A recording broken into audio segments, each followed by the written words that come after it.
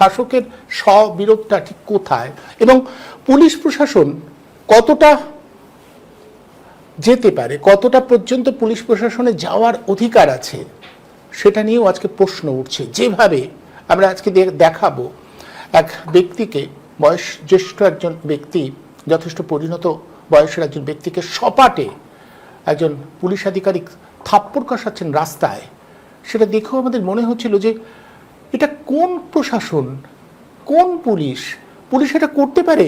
চূড়ান্ত বেআইনি কাজ এগুলো চলছে, আমরা দেখতে থাকছি। এবং শাসক দলের যারা বাহিনী তারা নেমে পড়েছিল ধর্মঘট ভাঙতে।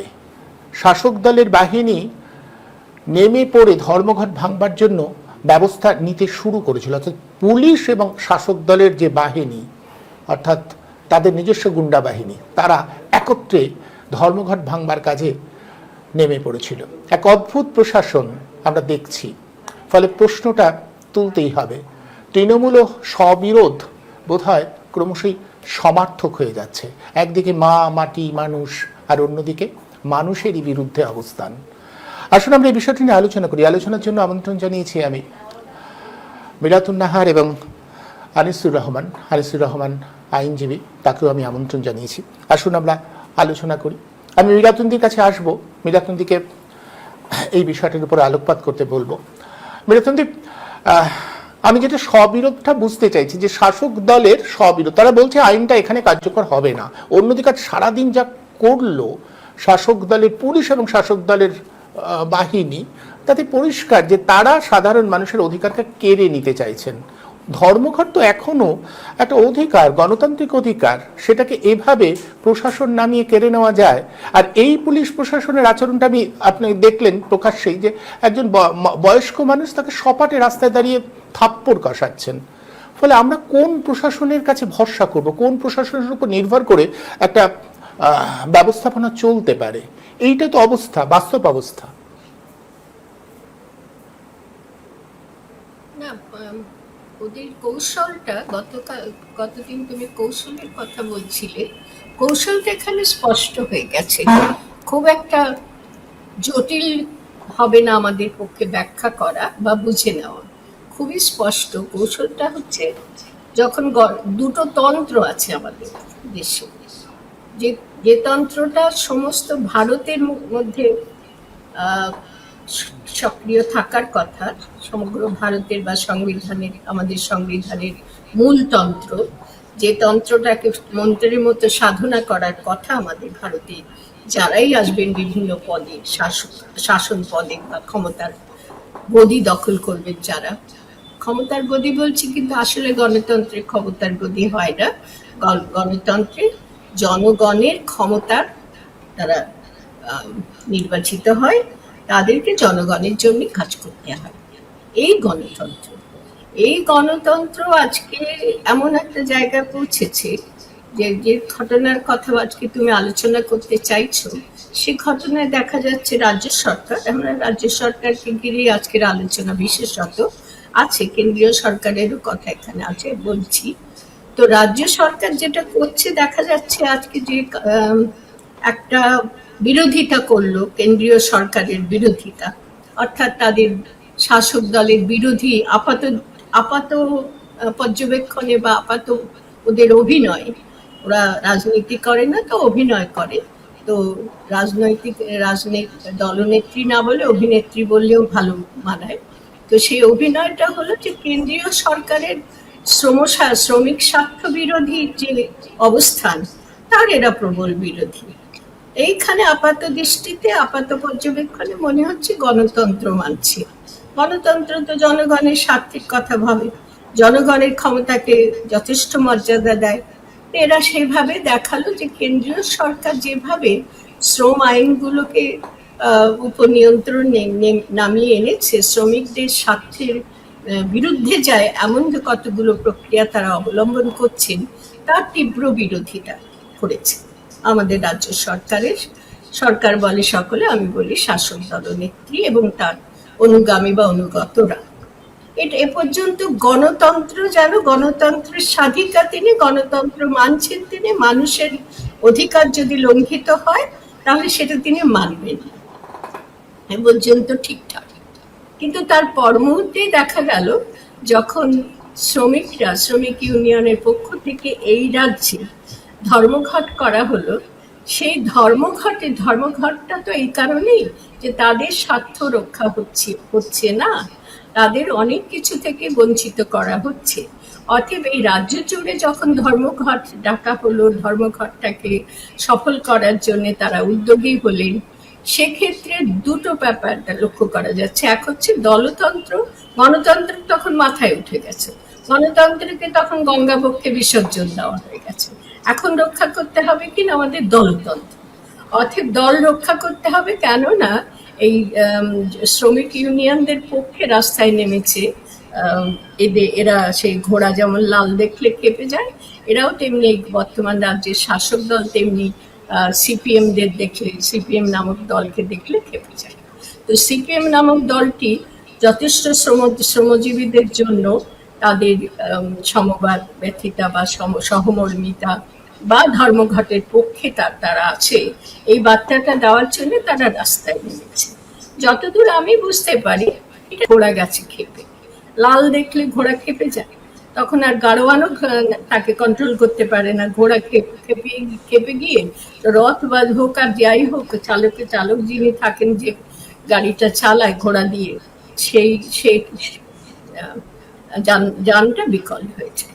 এক্ষেত্রেও তাই হয়েছে। দলনেত্রী, শাসক দলনেত্রী তো ওই ঘোড়ার মতো খেপে গেছেন, এবং খেপে গিয়ে ধর্মঘটের বিরুদ্ধে, যারা ধর্মঘটটাকে সফল করতে চেয়েছিল তাদের বিরুদ্ধে লাগিয়ে দিয়েছে পুলিশ থেকে। পুলিশ তো এখন অনুগত আজ্ঞাবাহক, পুলিশ তো এখন অনুগত দাসের ভূমিকা পালন করে। ব্যক্তি পুলিশ বলছি না, চাকরিজীবী পুলিশ যারা পেশা বাঁচাতে চায় তারা সকলেই একজনের আজ্ঞাবাহক। পুলিশদের দোষ দিয়ে কেবল লাভ নেই। সব শ্রেণীর মানুষ আজকে সব জায়গায়, বড় বড় জায়গায় যারা বুদ্ধিজীবীরা রয়েছেন বড় বড় পদে, তারাও তো আজ্ঞাবাহক। অর্থাৎ কাদের আর দোষ দেব? কোন মন্ত্রে যে এত আজ্ঞাবাহক তৈরি করা যায় আমি বুঝতে পারি না। সেই মন্ত্রটা শিখে নিলে ভালো হতো, তাহলে অন্তত অন্যায় যারা করছে তাদেরকে সেই অমন্ত্র বলে অন্যায়কারীদেরকে স্তব্ধ করে দেওয়া যেত। আমার যদি একটু মন্ত্রটাকেও শিখিয়ে দিত, তন্ত্রটাকেও শিখিয়ে দিত, তাহলে আমি গোটা রাজ্য জুড়ে যে অন্যায় ঘটছে, যে ধ্বংস চলছে, সেই ধ্বংসটাকে রোধ করে দিতে পারতাম। তো সেটা সম্ভব না, আমি সে তন্ত্র সাধকও নই, মন্ত্র আমার জানা নেই, কেউ জানাবে না। কিন্তু ইনি কি করলেন, ওই গঙ্গা বক্ষে গণতন্ত্রকে বিসর্জন দিয়ে যে বিরোধিতাটা করা হচ্ছিল, কেন্দ্রীয় সরকারের বিরোধিতা করছিল, যে গণতন্ত্র মেনে করছিলেন, সেটাকে বিসর্জন দিয়ে এবার দলতন্ত্র রক্ষার কাজে লেগে গেলেন। পুলিশকে লেলিয়ে দিলেন যে যারা ধর্মঘটের পক্ষে আছে তাদেরকে ধরে ধরে গাড়িতে তোলো। পুলিশ ধরে ধরে গাড়িতেও তুলেছে, দেখলাম একদম অনেক জায়গাতে নেত্রীদের গাড়িতে তুলেছে, কয়েকখানায় নিয়ে যাবে, তারা ভয়ঙ্কর অন্যায় করছিল। তো তুমি যে স্ববিরোধের কথাটা লিখেছো, সেটা হচ্ছে আসলে সত্যি স্ববিরোধিতা। যিনি শ্রম স্বার্থ বিরোধী কাণ্ড কারখানার বিরোধিতা করছিলেন, তিনি যখন সেই শ্রমিকদের স্বার্থে তার বিরোধীরা সোচ্চার হয়েছে, তখন তিনি আবার তাদের বিরোধী হয়ে গেলেন, অর্থাৎ দলতন্ত্রের পক্ষে চলে গেলেন। এটা স্ববিরোধিতা, এটাকে আমরা দর্শনের ভাষায় বলি স্ববিরোধিতা।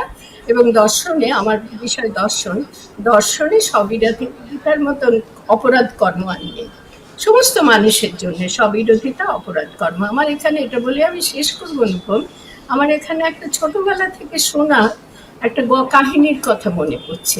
এই কাহিনীটা আমরা শুনতাম ছোটবেলা থেকে, এখনো পর্যন্ত শুনি। যে ভিখারি এসেছে বাড়িতে, ভিক্ষুক চাল চেয়েছে, বৌমা বলেছে হবে না বলে ভিক্ষুককে ফেরত দিয়ে দিয়েছে। তখন শাশুড়ি এসে শুনে যখন জানতে পারলেন যে বৌমা ভিখারিকে ফেরত পাঠিয়েছে, তিনি বৌমাকে বললেন, সে কি, তুমি ওকে ফেরত দিয়ে দিলে? এমফাসিসটা তুমির উপরে, তুমি ওকে ফেরত দিয়ে দিলে ভিখারিটাকে। আপাত পর্যবেক্ষণে মনে হবে যে ভিখারিকে ফেরত দেওয়াটাই বৌমার অপরাধ হয়েছে কিছু না দিয়ে, কিন্তু আসলে কি দাঁড়ালো, বললো এক্ষুনি ভিখারিকে ডাকো। লোক গিয়ে বললো যে ওই যে ভিখারি চলে গেছে, খানিকটা দূরে গেছে, ওকে ডেকে আনো। তো ডেকে আনা হলো।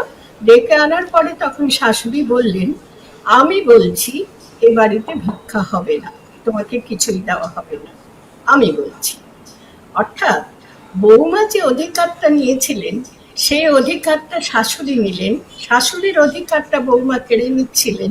এটাতে শাশুড়ি তপ্ত হলেন, তার অধিকারটা তিনি ফিরিয়ে আনলেন। এক্ষেত্রে আমার জন্য মনে হচ্ছে সেরকমই, যে শ্রম স্বার্থ দেখতে হবে না, শ্রমিকরা আমাদের হাতের পুতুল হবে।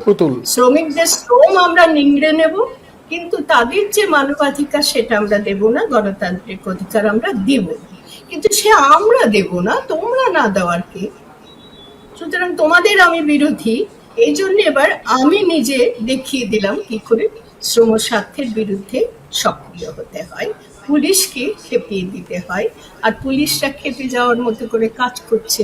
আমার পুলিশদের জন্য করুণা হয়, আর যিনি পুলিশদের খেপিয়ে দেন এরকম মানুষদের, গণতন্ত্রকে ধ্বংস করার বিপক্ষে, উল্টো দিকে, বিপক্ষে নয় উল্টো দিকে দলতন্ত্র প্রতিষ্ঠা করার জন্য, তার জন্য করুণা হয়।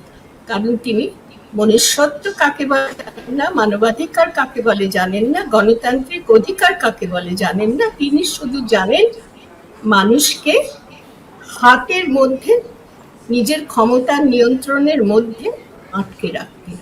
দোলে পিষে যেমন করে হোক, যে কোনো প্রক্রিয়ায় মানুষ শুধু আমার দলদাস হয়ে থাকবে, এই নীতিতে তিনি বিশ্বাসী।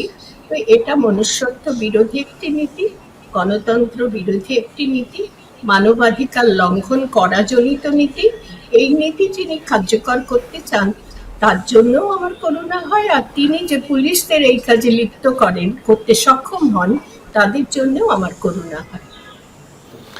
কিন্তু এখানেই আমি আরেকটা প্রশ্ন আপনাকে রাখবো। আপনি বললেন যে আসলে উনি প্রয়োগ করবেন, এখানে কি এই বার্তাটা পরিষ্কার যে আসলে উনি যা বলেন, এই কেন্দ্রীয় সরকার, অনেকেই বলছে আজকের আচরণের পরে বিরোধীরা বলছেন যে আসলে উনি বিজেপির সঙ্গে আছেন, বিজেপির সঙ্গে আছেন, এটা মাঝে মাঝে আড়াল করবার জন্য বিরোধিতা করেন, কিন্তু যখন প্রয়োজন পড়ে উনি এই দলটার সঙ্গে যে আছেন তার প্রমাণ দিয়ে দেন, প্রমাণ দেন কর্পোরেট সংস্থাগুলোকে। কারণ কর্পোরেট সংস্থাগুলো এখন চায় পুঁজির স্বার্থ রক্ষা করবার জন্য, কর্পোরেট সংস্থাগুলো এখন চায় যে কি করে শ্রমিকদের স্বার্থের উল্টো দিকে দাঁড়িয়ে কর্পোরেট পুঁজিপতিদের স্বার্থ রক্ষা হবে। তিনি কর্পোরেটদের বার্তা দিচ্ছেন এবং বারবার এটা হয়েছে যে কেন্দ্রীয় সরকারের নানা নীতি তিনি নিজে প্রয়োগ করেন তার মতো করে, এবং কোনোভাবে এই বার্তাটা দেন যে আমি তোমাদের সঙ্গে আছি। আমি আপনাকে ছোট্ট করে বলছি, উপরাষ্ট্রপতি নির্বাচনের সময় জগদীপ ধনখড় যখন উপরাষ্ট্রপতি পদে প্রার্থী হন, তখন ইনি প্রত্যেকদিন জগদীপ ধনখড়ের বিরোধিতা করতেন, কিন্তু কোনো এক অজ্ঞাত কারণে একটা মিটিং হয় আসামে গিয়ে, হেমন্ত বিশ্ব শর্মা হচ্ছে বিজেপির খুব কাছের লোক, তার সাথে একটা মিটিং করেন এবং তারপরে ও কোনো এক অজ্ঞাত কারণে তার সাংসদরা উপরাষ্ট্রপতি নির্বাচনে অংশগ্রহণই করেনি, ভোট দেয়নি। ফলে অনেক সহজ হয় জগদীপ ধনখড়ের উপরাষ্ট্রপতি হওয়াটা, যেটা বিজেপি চাইছিল। ফলে আপাত বিরোধিতা কিন্তু শেষ পর্যন্ত কৌশল। এরকম এরকম দৃষ্টান্ত বহু দেওয়া যাবে, যার বিরোধীদের সময়, অর্থাৎ তার শাসনকালে যারা দুরন্ত অপরাধ করেছে, যাদের তিনি রীতিমতো শত্রু বলে, গণশত্রু বলে, রীতিমতো অপরাধী বলে চিহ্নিত করেছেন, তাদেরকে তিনি এখন নিজের একেবারে ঘনিষ্ঠ করে নিয়েছেন, ঘনিষ্ঠ সহযোগী করে নিয়েছেন। আমি আর নাম বলছি না, সকলেই জানে। এরকম কাণ্ড তিনি অবলীলায় করেন।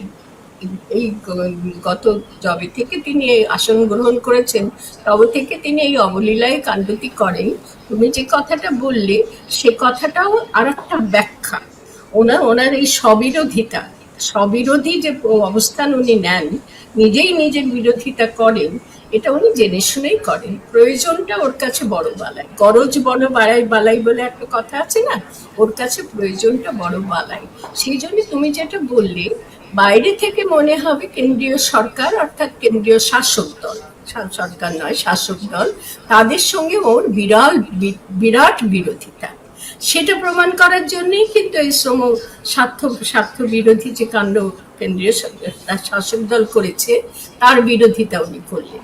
ওটা দেখানোর জন্য, এটা প্রদর্শনমূলক ব্যাপারগুলো উনি খুব ভালো করতে পারে। যেমন সরকারি চিকিৎসালয়, চিকিৎসা চিকিৎসককে হত্যা করাটা প্রদর্শনমূলক ছিল, যে কতখানি খারাপ অবস্থা হবে দেখে নাও যদি আমার বিরোধিতা কেউ করতে চাও। আমি গণতন্ত্রকে একেবারে দুর্মুষ করে দেব, যদি কেউ বিরোধিতা করতে চাও তাহলে অবস্থাটা কিরকম হবে দেখে নাও। এটা ছিল প্রদর্শনমূলক, একেবারে দৃষ্টান্তমূলক যেটাকে বলা হয়। এক্ষেত্রেও তাই, বাইরে যে বিরোধিতাটা উনি করেন, তুমি একদম সঠিক বলেছ, রিপিট করছি না, আমি খুব সংক্ষেপে বলছি, সেটাও আরেকটা স্ববিরোধিতা যেটা উনি কন্টিনিউয়াসলি ধারাবাহিকভাবে করে যাচ্ছেন। আপাত দৃষ্টিতে কেন্দ্রীয় শাসক দল তার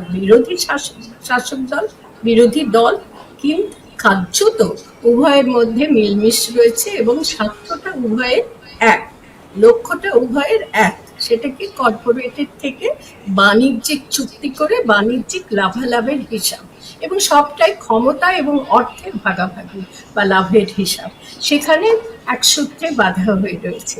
অথচ আমরা দেখতে পেলাম এটাও এক ধরনের স্ববিরোধিতা, উনি এটা ক্রমাগত করে চলেছেন ধারাবাহিকভাবে, আপাত বিরোধ কিন্তু ভেতরে ভেতরে হাত মেলানো, কেননা কমন ইন্টারেস্ট, একেবারে দুপক্ষের একই ইন্টারেস্ট হচ্ছে দেশকে শেষ করে দিয়ে এই মানে আমাদের স্বদেশী শাসক দলের কি ভূমিকা। আমরা বিদেশি শাসক দলের বিরুদ্ধে ক্ষুদিরামদের প্রাণ দিতে দেখেছি, কতজন কতভাবে নিজেকে বিসর্জন দিয়েছেন, আর স্বদেশী শাসকদের শাসনকালে আমরা দেখছি না দেশটাকে ধ্বংস করে প্রায় বিক্রি করে দেওয়া, কর্পোরেটের হাতে বিক্রি করে দেওয়া, কিসের জন্য না দুই দল, আমরাও নেব তোমরাও নেবে, এখানে আমাদের হাত মেলাবে। কিন্তু বাইরে সবাই দেখতে পাবে আমরা পরস্পরের বিরোধিতা করছি, এটাও খুব সুন্দরভাবে করে যাচ্ছেন।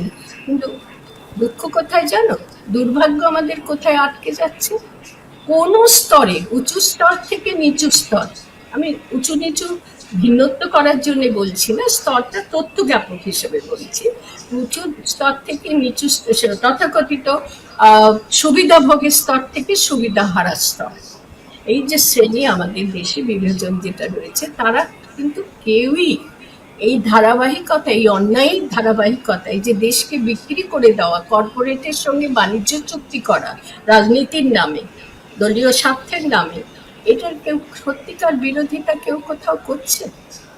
ভয়ে সব কুঁকড়ে রয়েছে, এত ভয় এই দলনেত্রীকে, এত ভয় সকলে পায়, আর ওই মুষ্টি ভিক্ষা দেবে, যেটুকু দেবে সেটুকু নেবে, এই তার লোভ, এই দুটো প্রবৃত্তিকে উনি দিব্যি হাতে করে নিয়ে এই মানুষকে একেবারে ঠুটো জগন্নাথ বানিয়ে দিয়েছে।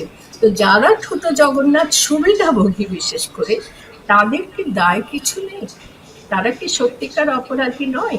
সুবিধা হারারাও আর একদিক থেকে অপরাধী, কারণ তারা সংখ্যায় অনেক বেশি, তাদেরই হাতে ক্ষমতা, জনগণের হাতে। তারা যদি এগুলো বুঝতে পারে না এমনকি নয়, তারা যদি মুষ্টি ভিক্ষায় সন্তুষ্ট না থাকতো, ভয়ে কুকড়ে না থাকতো, তাহলে এইরকম কাজ ধারাবাহিকভাবে দুই সরকার হাত মেলামেলি করে ভেতরে করে যাচ্ছে, ওপরে বিরোধিতা দেখাচ্ছে। এই নাটক বা অভিনয় বা যাত্রা বা এইরকম তঞ্চকতা, মানুষের সঙ্গে তঞ্চকতা করা, মানুষের সঙ্গে কি বলবো শত্রুতা করা, এরা গণশত্রু। এই গণশত্রু, যেটা সত্যজিৎ রায় বলেছিলেন খুব সত্যি আজকে, এরা দুই পক্ষই গণশত্রু। এই গণশত্রুদের এত বাড়বাড়ন্ত কিছুতেই রোধ করা যাচ্ছে না। রোধ করার কি সত্যি কোনো কৌশল কেউ নিচ্ছে, বা সেরকম ভূমিকা, ঐক্যবদ্ধ ভূমিকা কেউ নিচ্ছে?